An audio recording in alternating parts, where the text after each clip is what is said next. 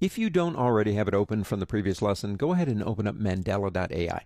And let's talk about complexity here. Now I'm going to move the layers panel over so we can see it better. Give it a place of prominence. Let me move this over a little bit too this way so we can see the big picture. Okay. Now that's a complicated document. We have it in 4 layers, and that's a good thing. When you're working in Adobe Illustrator, I think there are 2 paths that you can go down. One path is the path of logic and order, as well as creativity. But what I mean is you're watching what you're doing. You say, okay, we're getting here. I need another layer. I need one for the flowers, for the leaves, for the pretties, the backdrop. I need to organize this document up front so I don't have a problem later on.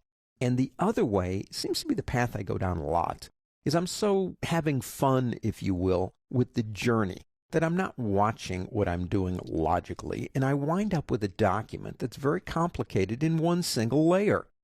Now, if you're working in Photoshop and you've got one layer with something like this in it, well, you might as well forget it because you're not going anywhere. That's paint on a canvas. Let's do this.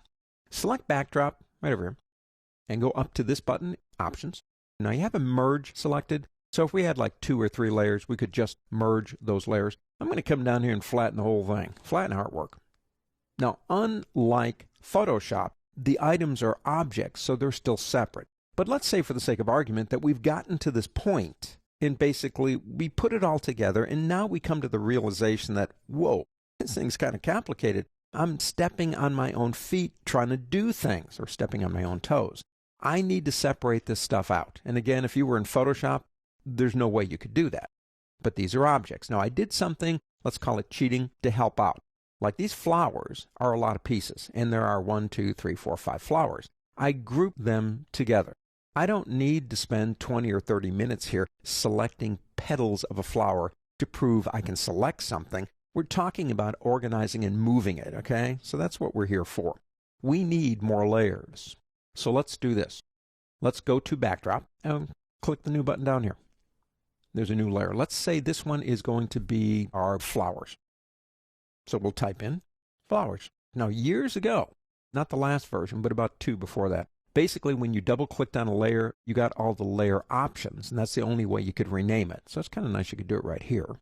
Now, how do we get the flowers up there? Well, the first thing we have to do is select them. So I have my selection tool here, and I'm going to select this group. I'll hold down the Shift key, obviously, in this one, and this one, and this one, and this one. Got them all. Notice there is a small little square right here. Now that square means I have 1 or more things selected. Notice also that the bounding box going around these is green, which corresponds to that color right here. So I'm going to grab that square, and I'm going to drag it up to the flowers layer and let go. Now, 2 things happened. It did move them. Number 2, it changed the bounding box around them to that color, the red.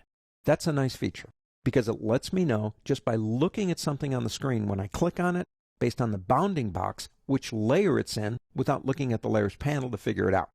So we've got the flowers where we want them to be. Let me show you another way to do this. Let's create a new layer. Now this is not the best way. I just showed you the best way. Now this would be the pretties. Okay. We go in and they're all grouped together right down here. There they are. All my pretties are all grouped together. And so I've got them selected. And I come over here and I go Edit Cut. Puts it into clipboard memory. I then go to pretties and say Edit, but not Edit Paste. Edit Paste in place. Put them back where they were, but put them in the different layer. Okay, now they're on top of things. I want the flowers on top of everything. So what I'm going to do is I'm going to move the flower layer up here to bring it up. So now you can see that flower here. Now the backdrop we can leave alone, but there is one more thing in the backdrop, and that's the leaves. And I want the leaves kind of where they are right now, underneath the flowers. So if I select Backdrop and click the new button here for New Layer, it'll put that layer above Backdrop. I won't have to move it. And if I double click, and we'll call that Leaves, because that's what's going in there. And this time we'll do it the efficient way. So we go into Leaves right here and select them. And you can see they're all selected. I had them grouped. And we'll just simply grab that little icon again and drag it up. Now, if you hold the Alt key when you do that, you're making a copy. If you just drag it, you're moving.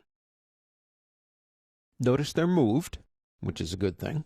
Notice also that the bounding box changed color to match the color over here. So most of the time you kind of pay attention to it. But in Adobe Illustrator, because we're dealing with objects, if you do find yourself in a situation where the complexity of the document is beginning to exceed your ability to work with it efficiently, it's not really that difficult to actually make new layers and then move things into those different layers.